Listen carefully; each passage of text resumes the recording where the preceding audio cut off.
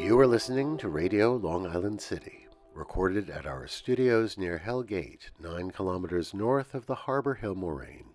And now, the Observatory.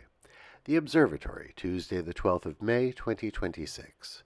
It is 53 days after the spring equinox. It is 40 days before the summer solstice. In today's episode, things underfoot, ice cream, spitting, the 3rd Avenue L, International Nursing Day, and more. The sun rises today at 5:41 a.m. Solar noon takes place today at 12:52 p.m. The sun sets today at 8:03 p.m. Civil twilight ends at 8:34 p.m. and nautical twilight ends at 9:12 p.m. The length of daytime today is 2 minutes 2 seconds longer than yesterday. The moon is in its waning crescent phase and is 22% full at midday. The moon rises today at 3:08 a.m. and then it sets at 3:22 p.m. These are the predicted tides today for Horns Hook. In the middle of the night, low tide, 12:45 a.m., 21 centimeters. In the morning, high tide, 6:57 a.m., 1 meter 40. In the afternoon, low tide, 1:02 p.m., 15 centimeters.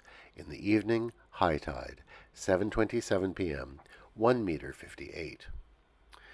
In our shared realm of plants and animals, over the weekend, the lawns in the park were newly dotted with little anthills, like diminutive volcanoes, their central entrance emerging from a pile of newly excavated dirt. Ant colonies go quiet in the winter, entering a state called diapause. Not as deep a dormancy as hibernation, it slows them down as they wait things out deep underground. But clearly, it's now warm enough for them to become active again. The ants in our parks are pretty benign. It's pretty rare to get bitten by one. So seeing them scouting for food and forming long caravans to and from their nests is one of the simple pleasures of the warming season. Commemorations.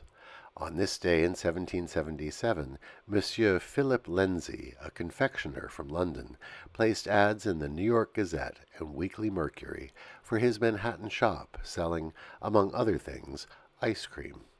It may have been the first ice cream parlor to open in the United States. Annals of Public Health. On this day in 1896, an ordinance was passed in New York City forbidding public spitting. It was meant to combat the scourge of tuberculosis. 15 years later, more than 2,500 arrests had been made under the law. However, protesters were known to spit on anti-spitting signs. Did you know that it is still illegal to spit publicly in the city, under Article 181 of the City Code? It is also illegal under the same article, when rolling cigars for sale, to moisten any parts of the tobacco leaves with saliva. On this day in 1933, President Franklin Delano Roosevelt signed the act creating the Federal Emergency Relief Administration, known as FEMA.